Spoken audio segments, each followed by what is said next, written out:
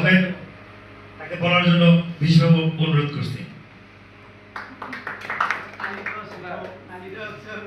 আসসালামু আলাইকুম। এখানে উপস্থিত সোনার বাংলা শ্রমজীবী সমবায় সমিতি লিমিটেডের প্রেসিডেন্ট মোহাম্মদ নাজমুল ইসলাম বাবু, আরও উপস্থিত সকল কর্মীবৃন্দ যারা আছে সবাইকে আমার আন্তরিক শুভেচ্ছা ও অভিনন্দন। আমি বলতে চাই আমাদের এই সমিতি খুব পুরাতন নয়, নতুন। আলহামদুলিল্লাহ আমরা খুব অল্প সময়ে একটা ভালো রেজাল্ট দাঁড় করাতে পারছি। তো এই গতি যাতে চলমান থাকে